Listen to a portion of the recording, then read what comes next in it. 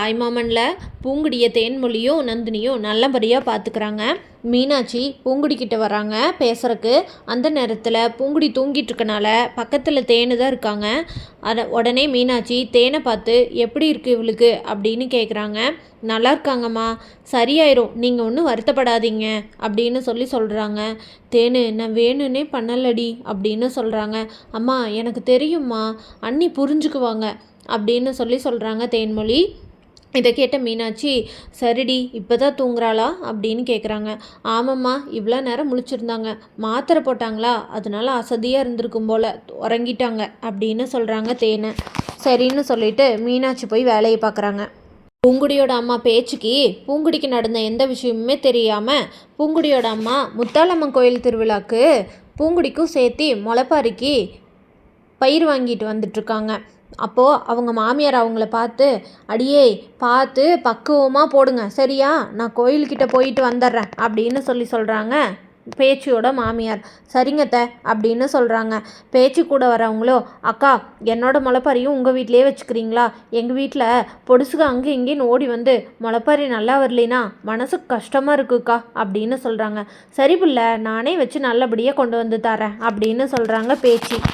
ராசாத்தி பூங்குடிக்கிட்டேருந்து எந்த ஒரு பதிலுமே வரலையே, நம்ம அடுப்பு வாங்கி கொண்டே கொடுத்து தனியாக சமைக்க சொன்னது இன்னும் ஒர்க் அவுட் ஆகலையோ, இந்நேரம் அங்கே சண்டை வெடிச்சிருக்கும்ல நினச்சோம். இந்த பிள்ளை பூங்குடிக்கிட்டேருந்து ஃபோன் வரும்னு நினச்சா ஒரு ஃபோன் கூட பண்ண மாட்டேங்கிறாளே இவ, சரி நம்மளே பண்ணி பார்ப்போம் அப்படின்னு சொல்லிட்டு ராசாத்தி பூங்குடிக்கு ஃபோன் பண்ணுறாங்க. ஆனால் ராசாத்தியோட ஃபோனை பூங்குடி எடுக்கவே இல்லை. ராசாத்தி விடக்கூடாது அப்படின்னு சொல்லிட்டு மறுபடி கூப்பிட்டுட்டே இருக்கிறாங்க பூங்குடிக்கு. பூங்குடி சரி நம்ம ஃபோன் எடுக்கலைன்னா அத்தை இங்கே வந்துட்டாங்கன்னா நம்மளை பார்த்தா பெரிய பிரச்சனையாயிரும் அப்படின்னு சொல்லிட்டு ஃபோனை அட்டன் பண்ணுறாங்க. சொல்லுங்கத்த அப்படின்னு கேட்குறாங்க. என்ன பிள்ளை பூங்குடி குரல் ஒரு மாதிரி இருக்குது அப்படின்னு கேட்குறாங்க. அதெல்லாம் ஒன்றும் இல்லைத்த, கொஞ்சம் காய்ச்சல் அப்படின்னு சொல்கிறாங்க. ஏபிள்ள நேற்று சாயங்காலம் உன்னை பார்க்கும்போது நீ நல்லா தானே இருந்த, வேற அங்கே எதுவும் எந்த பிரச்சனையும் இல்லையே, நாங்கள் உனக்கு தனியாக சமைக்க அடுப்பெல்லாம் வாங்கிட்டு வந்து கொடுத்தோமே, அதை அந்த மீனாட்சி வந்து பார்த்துட்டு உங்ககிட்ட ஏதாவது சண்டை கீது போட்டுச்சா அப்படின்னு கேட்குறாங்க ராசாத்தி. அதுக்கு பூங்குடி, அத்தைக்கிட்ட சொன்னால் இப்போ பிரச்சனையை பெருசு பண்ணிடுவாங்க அப்படின்னு சொல்லிட்டு இது யாருக்குமே தெரிய வேண்டாம் அப்படின்னு மனசுக்குள்ளே நினச்சிட்டு, இல்லைத்த நான் அப்புறமா கூப்பிட்றேன், எனக்கு ரொம்ப காய்ச்சலாக இருக்குது அப்படின்னு சொல்லிட்டு ஃபோனை வச்சிடுறாங்க.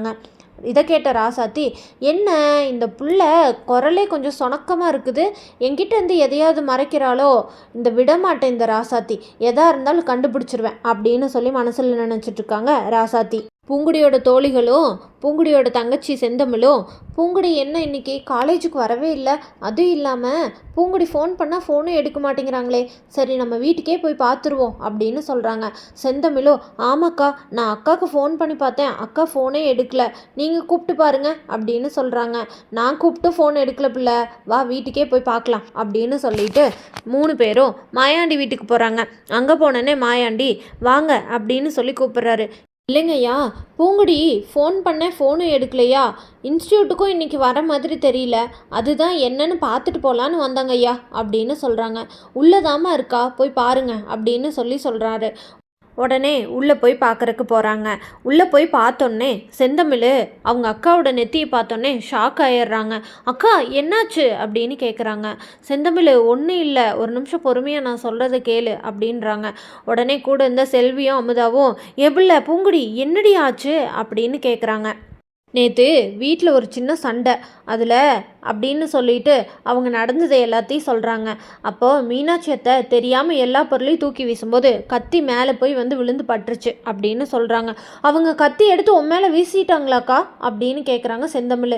எவ்வளோ செந்தமிழ், அப்படியெல்லாம் இல்லை, அவங்க வீசினாங்க, தெரியாமல் தான் வீசினாங்க, அந்த இடத்துல நான் இருந்தனால என் நெத்தியில் பட்டுருச்சு, வேறெல்லாம் ஒன்றும் இல்லை அப்படின்னு சொல்கிறாங்க. சரி புள்ள, நீ அதுக்கப்புறமா இன்ஸ்டியூட்டுக்கு வந்துக்குவியாமா அப்படின்னு சொல்லிட்டு அவங்க அங்கேருந்து கிளம்புறாங்க. ராசாத்தி உடனே ஃபஸ்ட்டு என்ன பண்ணுறதுன்னு தெரியலையே, இந்த பூங்குடி நம்மக்கிட்ட எதையோ மறைக்கிற மாதிரி இருக்குது, சரி எதுக்கும் இந்த செல்விக்கு கூப்பிட்டு பார்ப்போம் அப்படின்னு சொல்லிட்டு செல்விக்கு கூப்பிட்றாங்க. இன்றைக்கி பூங்குடி காலேஜுக்கு வந்தாலாத்தா அப்படின்னு கேட்குறாங்க. அதுக்கு செல்வி, இல்லைங்கம்மா அப்படின்னு சொல்கிறாங்க.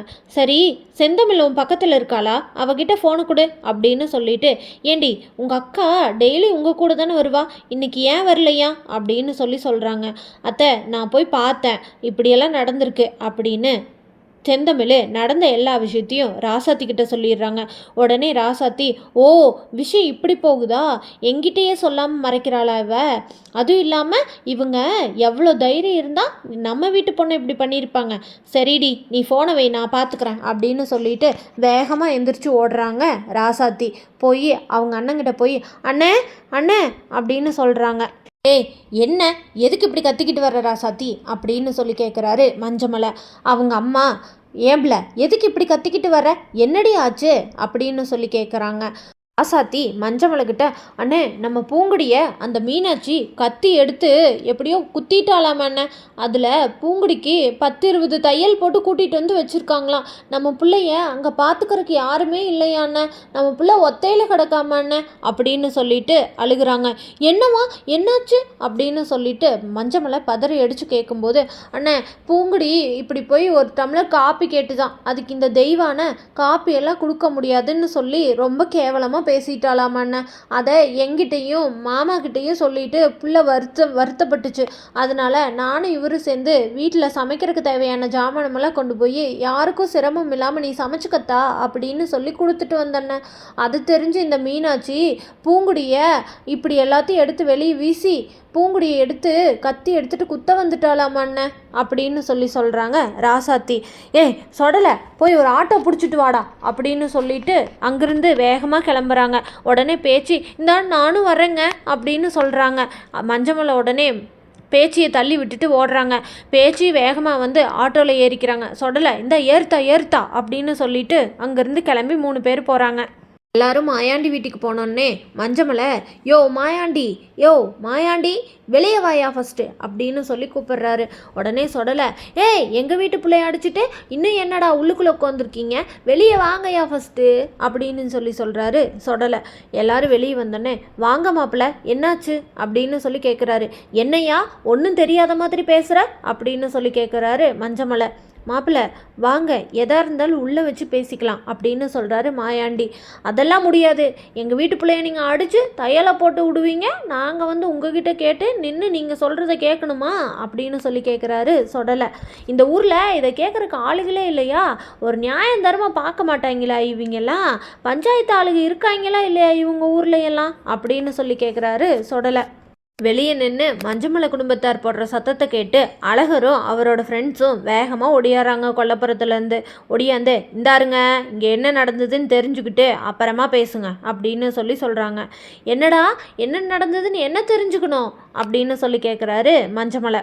அவங்க போடுற சத்தம் கேட்டு பூங்குடி வேகமாக அங்கே ஓடி வராங்க. பூங்குடியை பார்த்தோன்னே மஞ்சமலை அழுதுறாரு. அப்பா அப்படின்னு சொல்லிட்டு பூங்குடியும் அழுதுறாங்க. என்னம்மா ஆச்சு அப்படின்னு சொல்லிட்டு, ஏண்டா உங்கள் வீட்டு பிள்ளைய அடிச்சிருந்தா நீங்கள் சும்மா இருப்பீங்களா, எங்கள் வீட்டு பிள்ளை மண்டையை உடச்சி தையலை போட்டு வச்சுருக்கீங்க, என்னடா நினச்சிட்ருக்கீங்க அப்படின்னு சொல்லி மஞ்சமலை சண்டைக்கு வராரு. அதுக்கு அழகரு, இந்தாருங்க என்ன நடந்தது ஏது நடந்ததுன்னு உட்காந்து பேசிக்கலாம் அப்படின்னு சொல்கிறாங்க. மாயாண்டி உடனே, எப்பா அழகரு கொஞ்சம் பொறுமையாக இருப்பா அப்படின்னு சொல்கிறாரு. என்னப்பா நீங்கள் அவங்க நம்ம வீட்டு முன்னாடி வந்து நின்று கத்திட்டு இருக்காங்க, என்ன போய் பொறுமையாருன்னு சொல்கிறீங்க அப்படின்னு சொல்கிறாங்க. உடனே மஞ்சமலை, உங்கள் வீட்டு பிள்ளை மண்டையை உடச்சிருந்தா நீங்கள் சும்மா இருப்பீங்களா, நிஜமாக சொல்கிறேன்டா நீங்களாம் நல்லாவே இருக்க மாட்டீங்க அப்படின்னு சொல்லி மஞ்சமலை மாயாண்டி குடும்பத்துக்கு சாபம் கொடுக்குறாரு. இதை கேட்ட அழகரு, இதெல்லாம் என்கிட்ட பேசுகிற வேலை வச்சுக்காத அப்படின்னு சொல்கிறாரு. மாயாண்டி, எப்பா அழகரு கொஞ்சம் அமைதியாக இருப்பா அப்படின்னு சொல்கிறாரு. எதாக இருந்தாலும் பேசி தீர்த்துக்கலாம்ப்பா அப்படின்னு சொல்கிறாரு மாயாண்டி. இதை கேட்ட அழகரு, எப்பா நீங்கள் கொஞ்சம் கம்முன்னு இருங்கப்பா, உங்களுக்கு எதுவும் தெரியாது அப்படின்னு சொல்கிறாரு.